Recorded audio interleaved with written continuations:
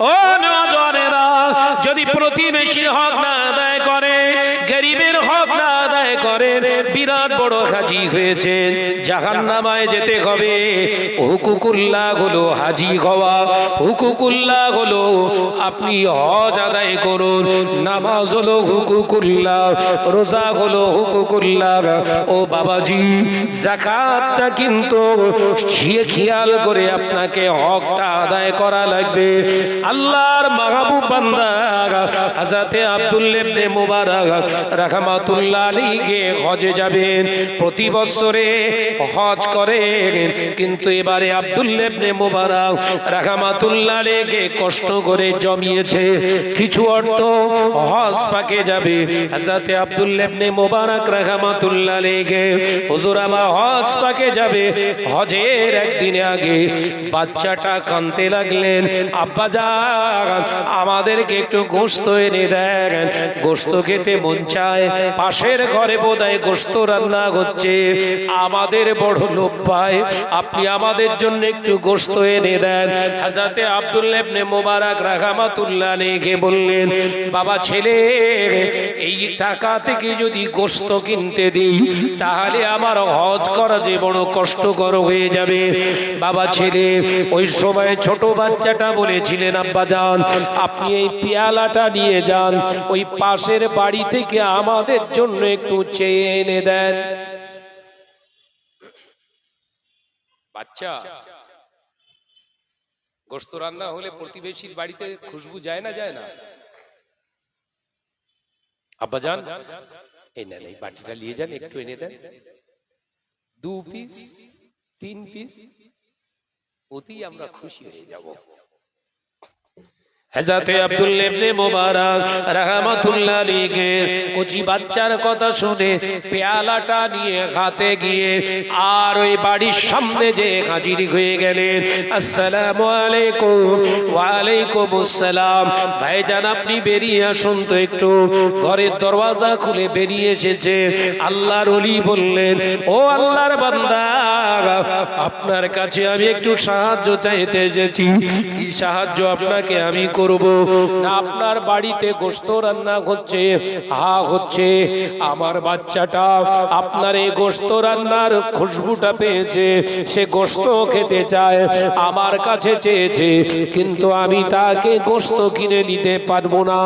এই মুহূর্তে আমি তো হজে যাব নিয়ত করেছি, আপনি দয়া করে যদি একটু গোশতের টুকরা আমাকে আর একটু ঝোল দেন, সুরা দেন, আমার ওই বাচ্চাটার মনটা আমি খুশি করতে পারবো।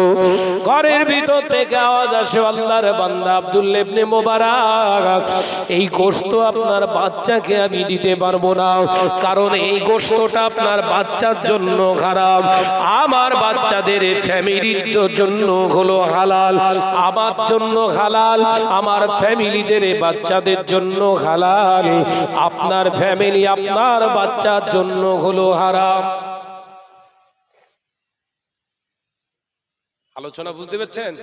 হজে যাবে বলো, হজে এলাকায় তো হাজি ভর্তি হয়ে যাচ্ছে একদম। এই কথা ঠিক না বুঝছো রে? বলেন, খোঁজলে দেখা যাচ্ছে বুনের ফারায়েজ উড়িয়ে বিক্রি করেছে। ভাইয়ের 2-3 শতক ঝেড়ে দিয়ে আর গিয়ে হাজি। গ্রামে ইয়েতিম বাচ্চা হাজি খানা করছে, সব বাদ হাজি। এই হচ্ছে না, জোরে বলেন।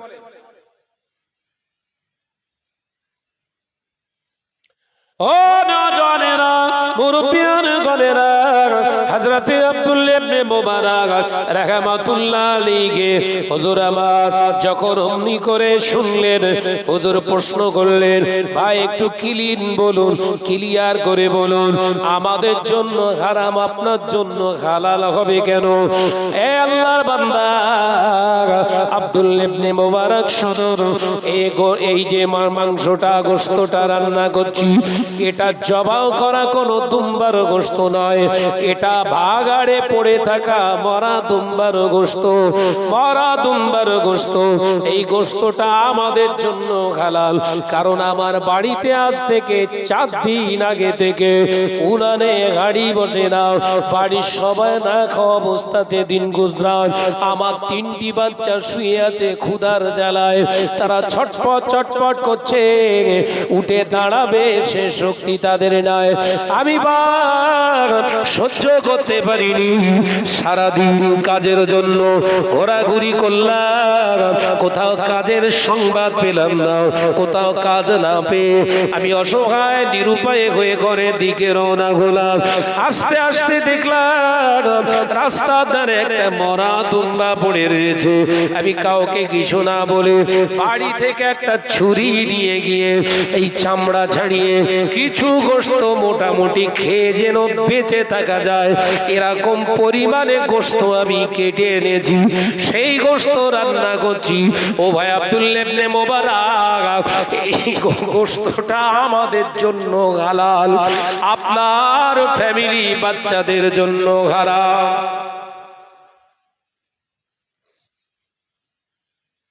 হযরত আব্দুল্লাহ ইবনে মুবারক রাহমাতুল্লাহ আলাইহি পাগলের মতো হয়ে গেছে। কি শুনবো, যাচ্ছি হজে আর প্রতিবেশী 4 দিন না খেয়ে।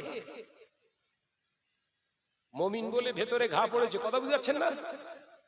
কথা বুঝতে পারছেন না? প্রকৃত মুমিন বলে ভিতরে আঘাত করেছে। আর শুদ্ধ বেঈমান হলে কথা বলেন না, ও নিজের বাপকেও গিয়ে নিজের ভাইকেও গিয়ে বলে যাবে না। হজে যাচ্ছে, ভাই অসুস্থ বিছানায় পড়ে আছে, উচিত ছিল কি ভাইকে একটু দেখতে যাওয়া। হাদিস পাকে এসেছে অসুস্থ মানুষকে দেখতে গিয়ে যিনি গেলেন তিনি বেহেশতের ভিতরে অবস্থান করছেন। একবার জোরে বলুন, একবার জোরে বললেন না? আর ও যাচ্ছে খানায় কাবায়, অসুস্থ ভাই বিছানায় পড়ে রয়েছে, একবারও গিয়ে বললো না, ভাই আমার জন্য একটু দোয়া কর, আমি একটু হজ পাকে যাচ্ছি, আল্লাহর খানায় কাবায় যাচ্ছি, যদি কোনো অপরাধ করে থাকে আল্লাহর রাস্তায় মাফ টাফ করে দে। বলেছে ভাইয়ের আমার দরকার নেই, কথা বুঝতে পারছেন না? ওসব ভাইটাই রাখ, টাকা হয়ে গেছে, যেটা মন চাইবে সেটা করবে। টাকা আছে যেখানে, রহমত থাকবে সেখানে, এটা কোনো দলিল না। এহসান আছে যেখানে, আল্লাহর রহমত আছে সেখানে। একবার জোরে বলুন, একবার জোরে বলবেন না? এহসান আছে যেখানে, রাসূলুল্লাহর দৃষ্টি আছে সেখানে। একবার জোরে বলুন। কি করছো?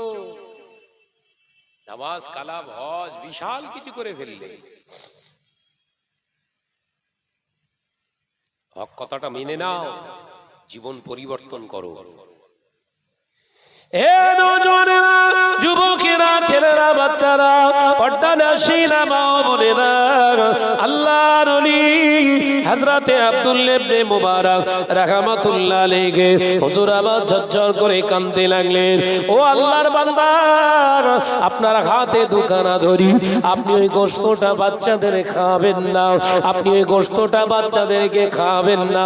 আপনার পা দুখানা ধরি, আপনি ওই গোশতটা বাচ্চাদের খাবেন না, আপনি এই গোশতটা ফেলে দিন। আমি আপনাকে একটু অনুরোধ করছি, আপনি একটু সবর করুন, একটু অপেক্ষা করুন। হযরত আব্দুল্লাহ ইবনে মুবারক ছুটে গিয়ে বাড়িতে যে পেয়ালাটা রেখে দিয়ে বিবিকে বললেন, বিবি দেরি করো না, আমার হজে যাওয়ার যে টাকা পয়সাগুলো আছে বের করো, শিগগিরই শিগগিরই বের করো।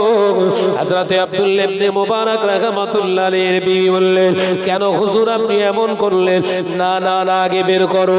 টাকাগুলো হাতে নিয়ে পাগলের মতো ছুটে ছুটে ছুটে ছুটে বাজারে গিয়ে হাজির হলেন।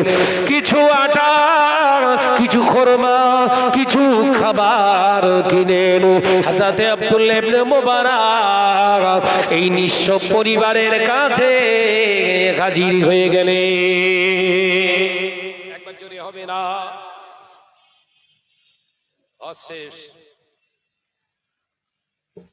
ও নজরেরা, হযরত আব্দুল্লাহ ইবনে মুবারক রাহমাতুল্লাহ আলাইহি পাগলের মতো আওয়াজ করতে লাগলেন, ও আল্লাহর বান্দা, আপনি বেরিয়ে আসুন, বেরিয়ে আসুন, এই নিন, আপনি বেরিয়ে আসুন, আপনার বাচ্চাদের ওই গোশত আপনি খাওয়াবেন না, ওই গোশত আপনি খাওয়াবেন না, এই নিন।